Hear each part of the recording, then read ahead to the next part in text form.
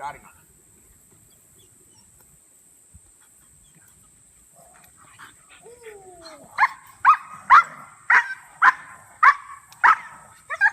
Never give it to him until he really wants it. There's no use walking up and go, have it. That doesn't work. It's all about building drive and frustration. There's a very strong correlation between frustration and drive. The more teasing I do, the more enthusiasm he'll show. So I'm reading his body language to try to get the very best one, training through successive approximation, picking the best one. And the difference will only be subtle, and it takes time to learn that. You may not see what I see, but try to look. I'm looking for more energy, more open mouth, and especially if I hear his mouth go snap, where his teeth hit together. That would be the ultimate. And then I'll mark that with yes and immediately follow up with the reward. Let's try for it.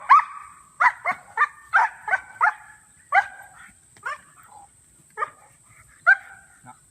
Yes. So I'm just trying to pick the best one, the most enthusiastic one. Lovely. Good pulling again.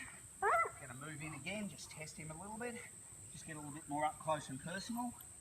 This is mainly sort of desensitisation. Can we just move over this way a little bit? He's great. He's got no touch sensitivity or reactivity at all. Doesn't even care about me sort of smothering him and getting up close and personal.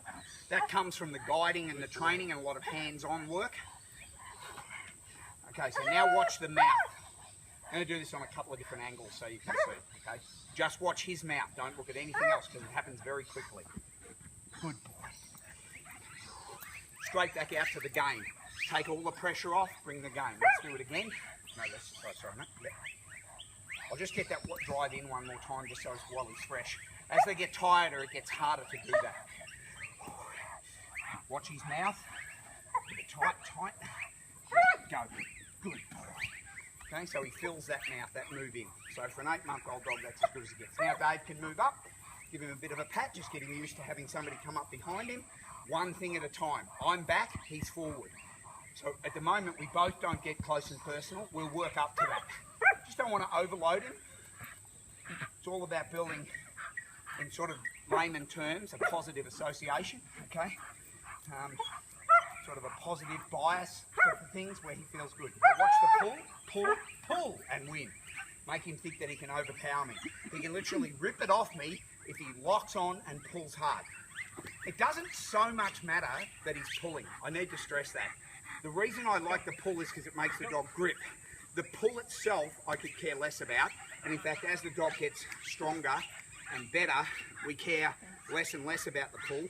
And with our adult dogs, they don't pull very much at all, they more push, okay? They're like driving in on me, okay?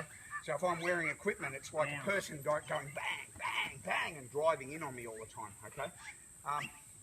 So the pull is good for teaching the grip, but what it really is teaching the dog that his behaviour can equal success or failure, okay? So I'm always trying to empower the dog to understand that this is not, there's nothing he can do. It's not he's hanging at the end going, I don't know when he's going to let go or what I have to do to make him let go.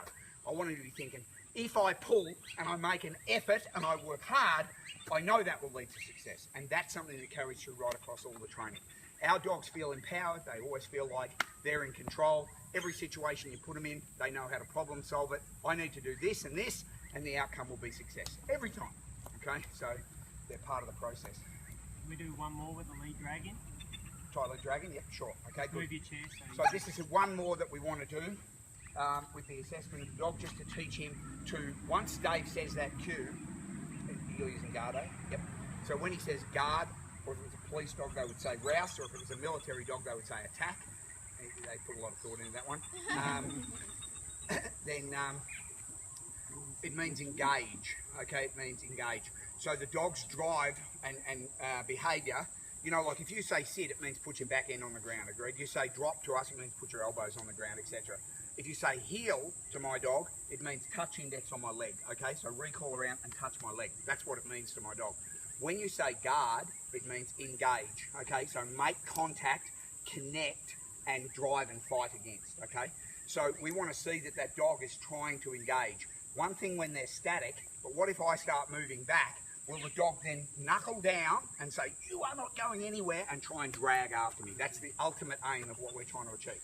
Now that might sound obvious and it might sound easy, but in fact that's a big problem for a lot of dogs, is that they're happy if the threat sort of comes to them or if it's all made for them, but the idea of then going and hunting for it, going to chase down something to get into a fight, they're not that keen on that. I think he's going to have no issues with it, but I'm just saying that just because he does it well doesn't mean that every dog does it. Okay? Right. Dave's just teaching a bit of impulse control. Just wait and success will come, but wait for the cue. So Dave can start him whenever he likes. Go. Hey, hold just turn him up a little bit. And we'll go round the yard. Okay, let's go. Hey.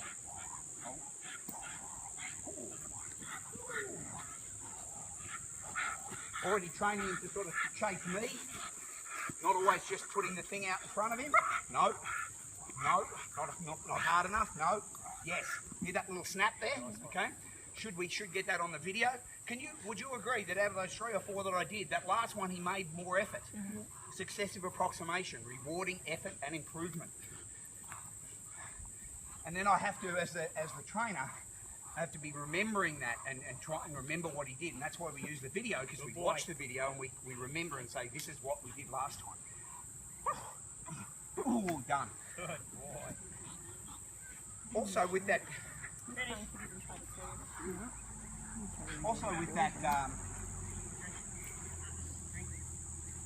pulling, just want to show you something here. I have dogs, police dogs, active patrol dogs. We train police dogs, right? We not only train dogs for the police, but the police have their dogs come to us and train with us, yeah? And we have 15-month-old dogs who aren't that far advanced, so that tells you what that dog is about. Really good. Just as again, you understand, guys, that it's taught throughout the NTF course, all dog training is about 70% generic. Everything that I just said there doesn't necessarily correlate to whether the dog's going to be a police dog, a search and rescue dog, whatever the case may be. If it was going to be a scent detection dog, I'd just do a similar type of exercise but with the ball. Wouldn't be quite so vigorous, but they were going to bring me a ball, but we can get one, it doesn't matter.